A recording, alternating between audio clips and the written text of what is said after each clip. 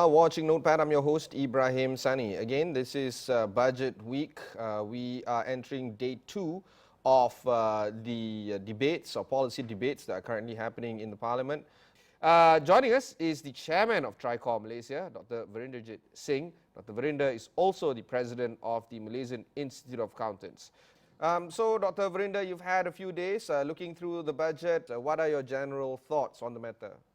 I think generally I find that this budget looks very much like most of all the past budgets we've had. There is nothing significantly outstanding in the budget, nothing earth-shattering, but pretty much what we expected in terms of allocation and so on. So some of us felt that perhaps this was the time the budget will actually start focusing on giving some direction in the future, in terms of fixing our issues, structural issues that we have, the education sector, the foreign workers' reliance on the future tax structure and so on. Why do you feel that? Why do you feel that it's not addressing that structural issues of both education and health? Because these are the two big things that the country needs to solve right now. Because these are long-standing structural issues that we have in the country in terms of how our education system should evolve, and so on. But it's been there, it's been inherited. And I think maybe the 12th Malaysia plan will probably focus a lot more on this. So perhaps it may not be fair to expect the budget to focus on this because the budget is just a one-year plan. And I think the 12th Malaysia plan, which is now coming on board, I think first quarter of next year, that will probably should focus on the structural issues. To echo the finance minister, there are 6 stages of the MOF plan. The budget is, of course, at the 5th stage right now, and the 6th stage reform is where the 12th Malaysia plan is going to be addressing some of the structural issues. But don't you feel that while some of the issues need to be addressed at the 12th Malaysia plan, it has to be given some sort of I guess, an early warning system to soften the ground in the budget? Do you feel that you have gotten some sort of early warning system in terms of reforming some structural issues of the country in this budget to prepare for the 12th Malaysian budget, 12th Malaysian plan? No, there has been no warnings and all. This fundamentally is a budget which is a very safe one in terms of spending where we have to spend. And really, that's what it is. There's no real alerts that we've been given for the future, because it's important that the budget sets the stage for the future budgets as well. So I think that's missing from this budget. And some of us can understand it because of the pandemic and so on. The focus is on that. But I also felt that this particular budget is playing it safe in terms of giving allocations like they always do in all budgets, and giving away a lot of one-off payments, for example. And I think a number of this perhaps could have been contained, and we don't need to reward everyone because many of us have jobs. Many of us should be happy and that we have jobs. Many others have lost jobs. So the issue is, where should we be spending the money? So those are the kind of things that perhaps could have been done better, that you could spend even more on the health sector and so on, right? Okay, we'll go line by line by your statement just now. The health sector we'll address very shortly, but right now we want to ask a more structural issue right now. There's fiscal assistance as of in cash rebates. In terms of cash, right, the government right now is introducing personal tax relief. Do you feel that this is the right move by the government, issuing personal tax relief specifically for that band of 50,000 to 70,000? Yeah. No, I think a reduction of 1% for that band, 50,000 to 70,000, is good. It's part of the way personal tax structure, but it's only for that sector. So it helps the M40 to some extent, right? But what's the total savings one can get from that is probably, if you're at the top end of that 70,000, 200 ringgit is what you save in terms of a year's tax. So 1% doesn't give you very much, but still it's a progressive step. And I think what we need to do is fix the whole personal tax structure. But what I think was a little bit over the top was this thing about expanding the personal reliefs. I accept that for health, And for those who are, disabled and so on, you give additional support. But I felt that what we have right now is actually good enough. And we're increasing our personal relief from 5 to 8,000 and so on. It's overly generous because reliefs are not meant to be helping you to meet your daily cost of living. It's actually just a token deduction so that you pay tax on the net amount. So there's an argument to say that once you give reliefs and you expand reliefs, you'll find it very difficult to remove them in the future when we try to restructure our system. And I also like to comment on the fact that when lifestyle relief, we saw an expansion of that from 2005 to 3,000. And it was clearly stated that the 500 extra is only for purposes of sports and so on. Now, go back a few years in time, we used to have a 250 ringgit relief for sports and people go to gym and so on. And that was eventually merged. And now we create another subset. And so this is the same old story repeating itself, because in the end of the day, this creates more issues for tax administration. How do you monitor all these reliefs? Are people claiming what they should claim? And the inner revenue will have to do a lot more administrative work to follow through that are the right people claiming the right reliefs. So that's really my quick. The idea here is to also broaden the tax base right now. GST will address again later in the show, but I want to talk more about getting more people to pay taxes, because as I understand it, there's only a slither of Malaysians right now that pay income tax.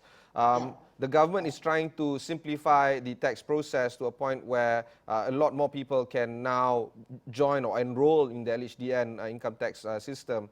Do you feel that it's been addressed in this budget? No, I think that's totally not being addressed. The issue also is because, remember, only 15% roughly of our workforce actually pay income taxes.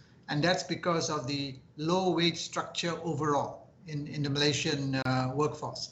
The average number of Malaysians who are earning 4,000 ringgit a month and below is very substantial.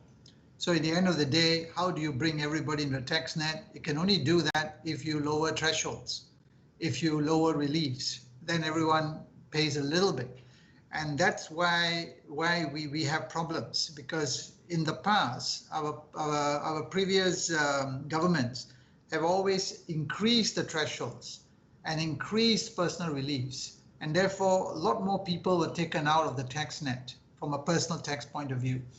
And so when we Malaysia tried to move towards a GST previously, the idea was that you are going to impact a lot more people who don't pay income taxes.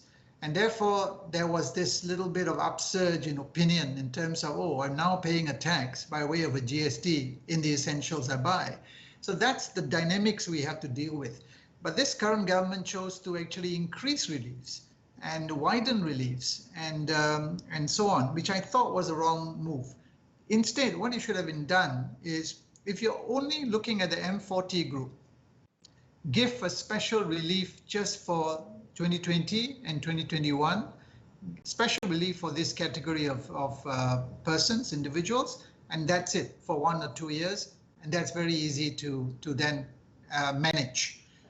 Rather than increasing reliefs. So I think that would be a more efficient suggestions. It's not just about reliefs in this budget, it's also increasing excise duties on some items and goods. Excise duty on electronic and non-electronic cigarettes have been introduced. We're talking about a 10% ad valorem excise duty for all types of electronic and e-cigarette devices. This is surely good, right, where we increase taxes on these kind of items? Yeah. Definitely, I think if you're looking at the only revenue measure that this budget had, it was on this excise duty component. And that's long overdue, because I think the cigarette sector has suffered a lot in terms of being heavily taxed. So it's great. But I was notably impressed by one particular aspect of the excise duty, which was to say that excise duty will be imposed in the duty-free islands as well on cigarettes. Now, we have to wait and see whether that will really come to fruition, because sometimes the political issues and the vested interests will come into play.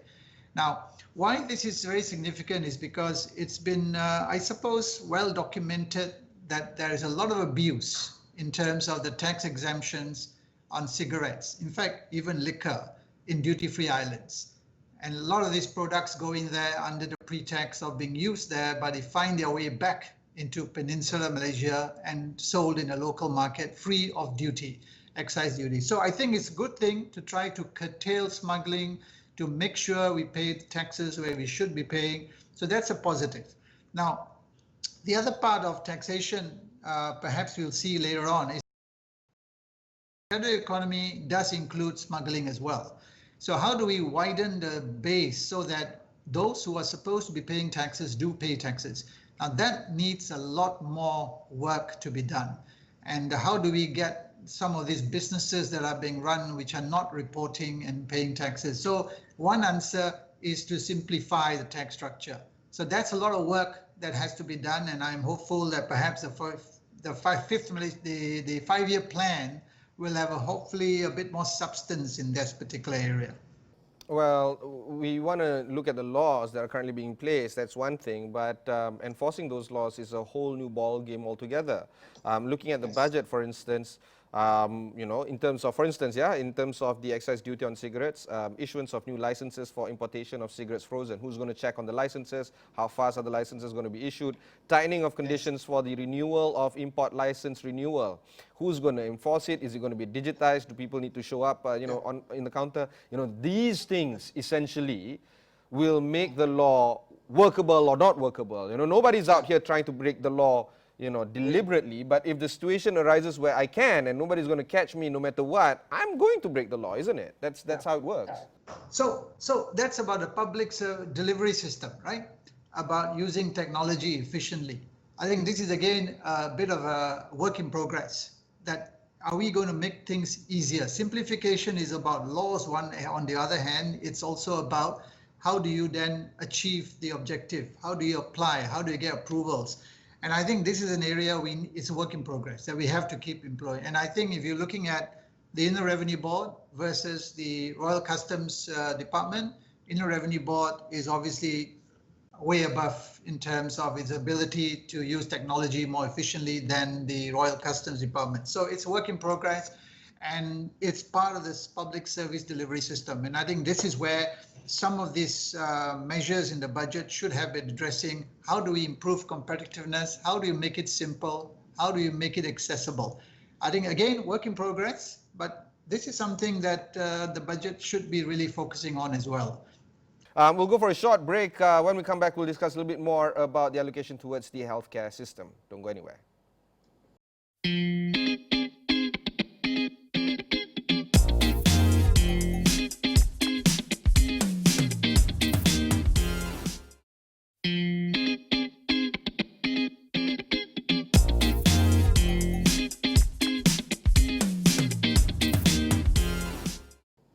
Welcome back.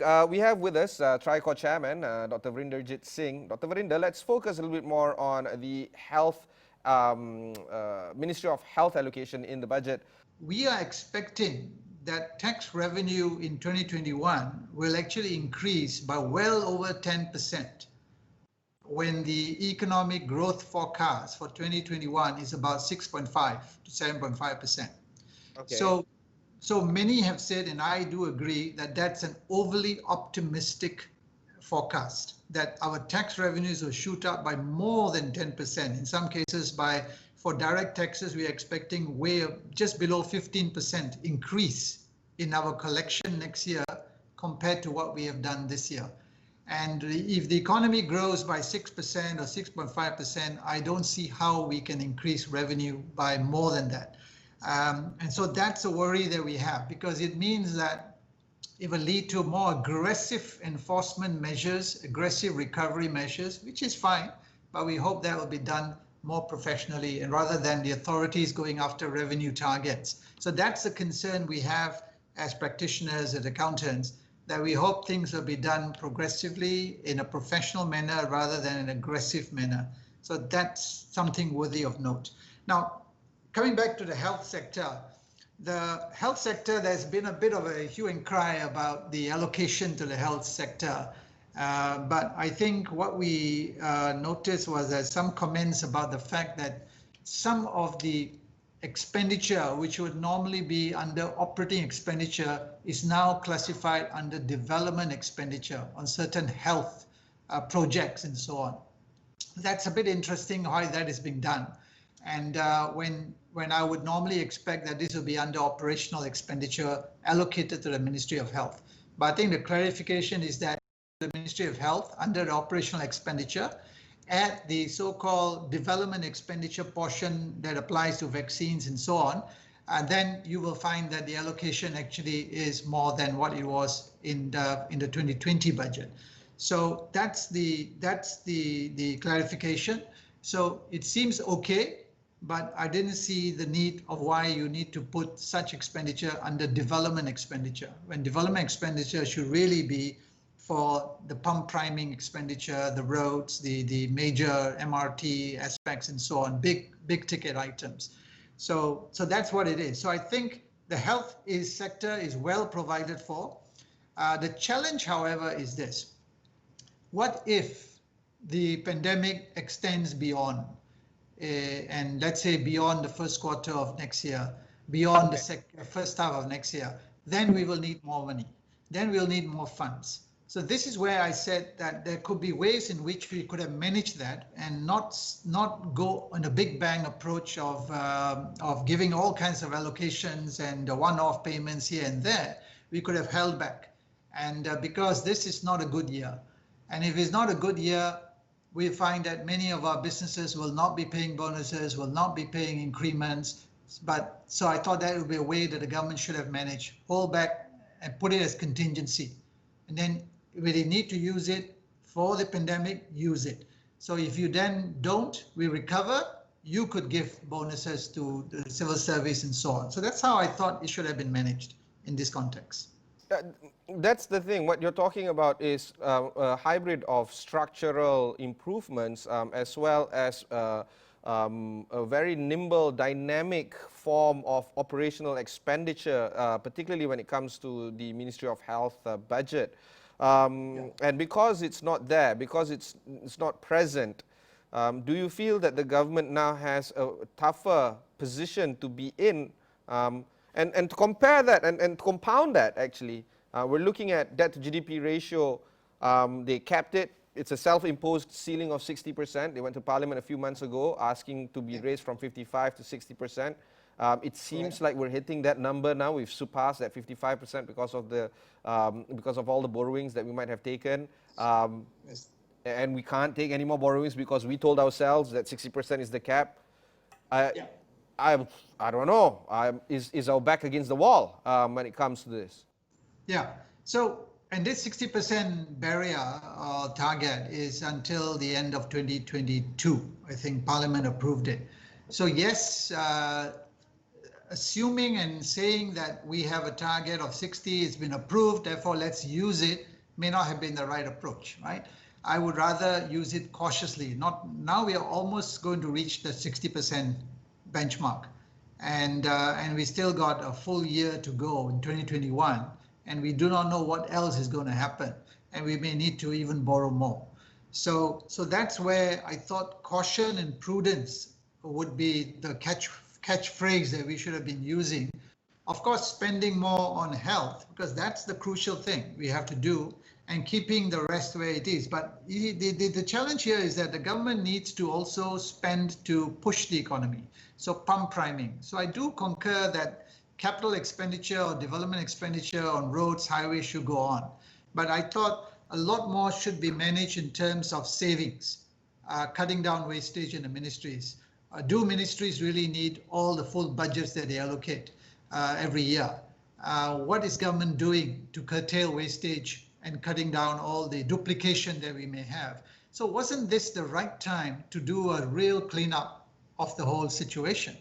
And why isn't that being focused on? And I thought if you look for value for all the projects, I remember the issue about having tenders and so on. I think that those things has to be pushed in a big way. Otherwise, we find year in, year out, Auditor General coming out with reports about wastage and so on. But we don't see resolution of this. So I think to us, taxpayers' money is being used, but we need to use it effectively. And then that's a crucial factor for all our budgets anyway. I mean, the English language has a clear definition of what a chore is. A chore is something that you do with no reasonable outcome on the change or behavior of that particular outcome. The Auditor General delivering that statement every year, like clockwork, is a chore because there's no action taken on these kind of things. And by the way, Dr. Veerinder, some of the comments, in fact, a lot of your comments have been raised not just by the opposition MPs, but also by some of the government backbenchers as well, in terms of reducing wastage, in terms of trimming down cost. For instance, the 85 million ringgit JASA propaganda unit cost, that's a clear noise that has been on for the past few days. And because of all this, I really need to talk to you about the political will on getting this budget approved. Because one of the main reasons why this budget was being asked by the King, to get members of Parliament to approve is because this was meant to be a bipartisan budget, a budget that can be approved by everyone. Do you feel that there's political will right now in the House for the parliamentarians to vote yes and agree on the budget so that we can move on ahead for next year? Yeah. Well, I think the very fact that we have to look at a situation of bipartisanship is obviously very pertinent.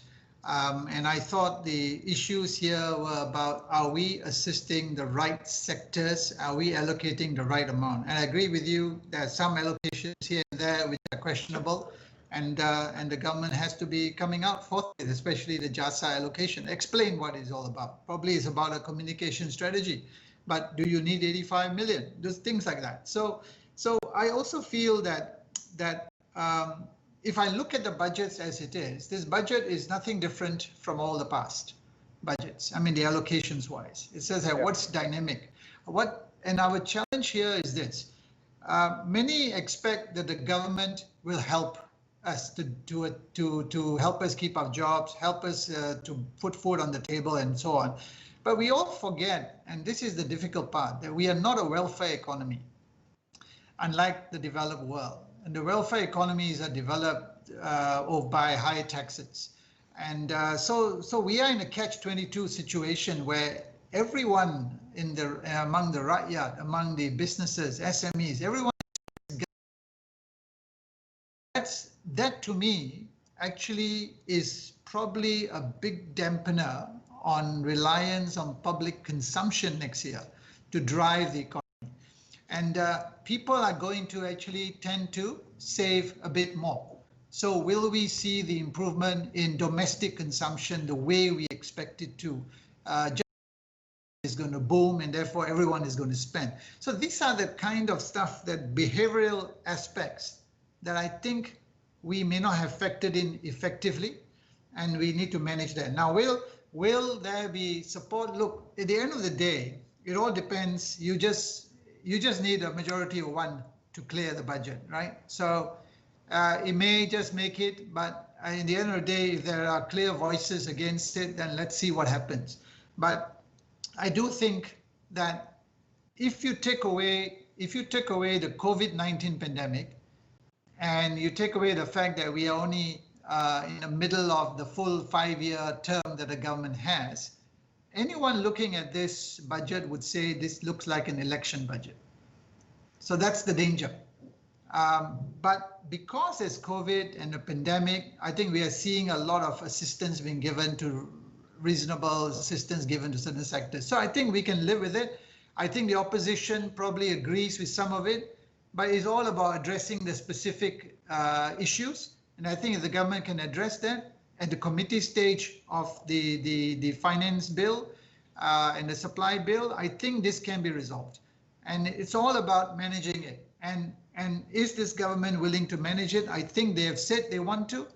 And this is where the proof of the pudding will be in terms of whether they're willing to accede to certain things. And I think it can be done easily about balancing just what we can easily do, take away some expenditure and perhaps make some adjustments and so on and so forth. So I do see the budget clearing Parliament, but not easily. But to me, at the end of the day, there will be a good debate. Which brings me to my last point, which is the GST right now. It seems like the parliamentarians are having a robust debate. It's been 2 days right now.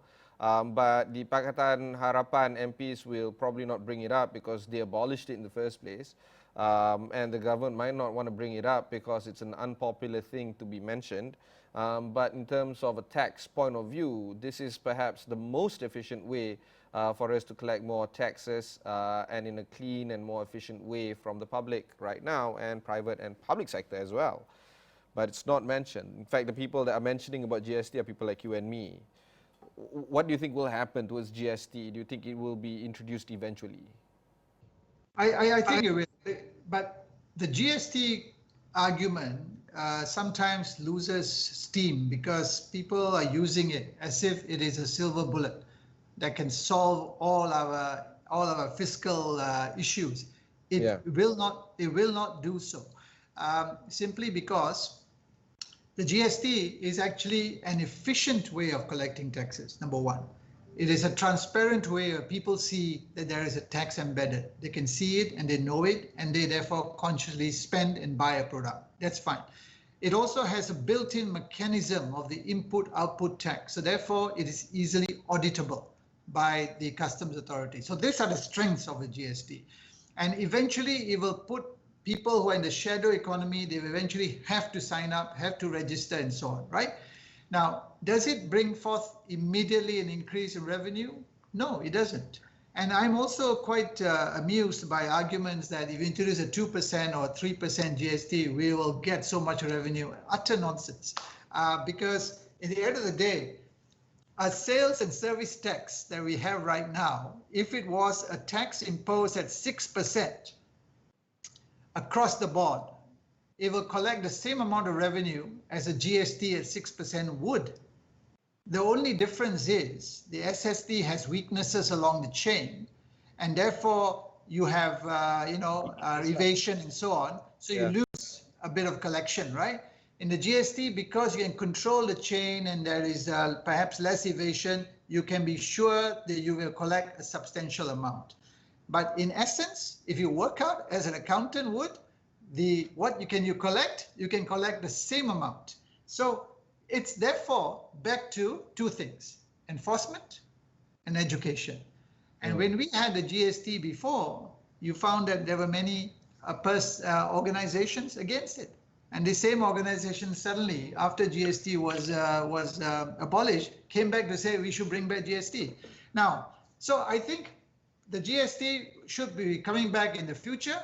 It will be a great tool as part of our sustainable tax structure, but importantly, in underlying all this is a compliance culture and everyone doing their bit. And this then brings us to another very interesting thing, which is the trust deficit that does exist between segments of rakyat and government, because we are not comfortable about how the tax dollars are being spent. So you need more accountability, right?